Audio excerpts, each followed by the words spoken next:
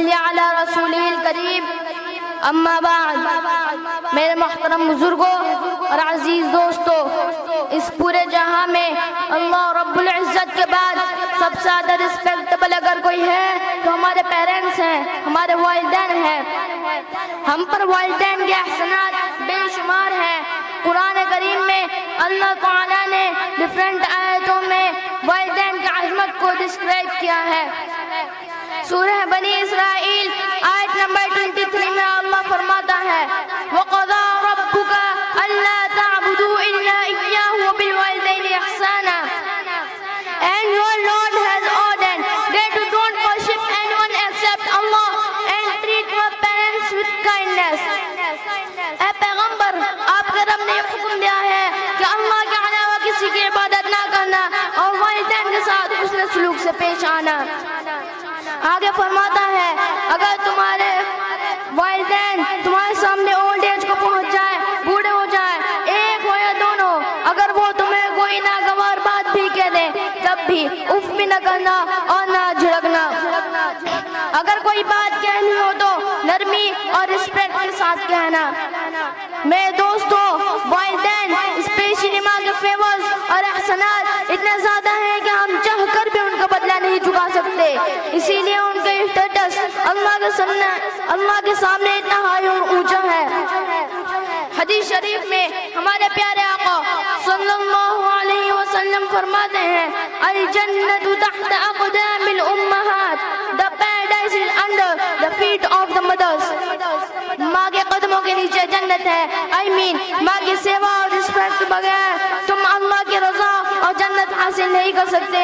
اور یاد رکھو والد فادر اس جنت کا دروازہ ہے، تمہیں جنت میں جانے کے لیے اس دروازے سے گزرنا پڑے گا، اسی لیے اپنے والد کو ہمیشہ خوش رکھو۔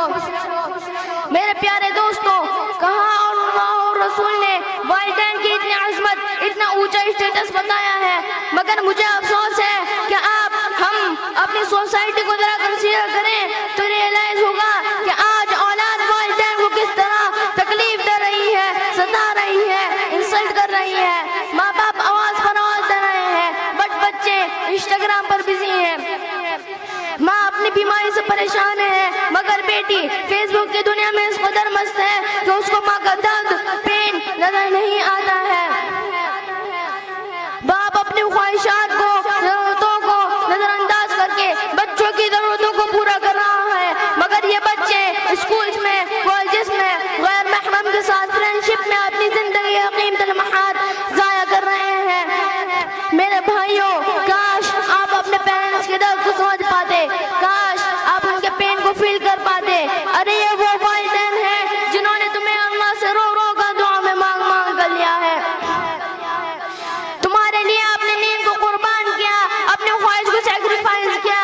بیمار تم ہوتے تھے، تڑپ کے جاتے تھے، تکلیف تمہیں ہوتی تھی، والدین کی سزا عرض پر پہنچ جاتی تھی کہ اللہ میرے بچے پر رحم فرما۔ میرے بھائیوں، یہ میرے دل کی آواز ہے، ذرا اپنے دل پر ہاتھ رکھو، جھنجھوڑو اور مجھے بتاؤ کہ ہمارے یہ بیہیویئر، یہ رویہ صحیح ہے؟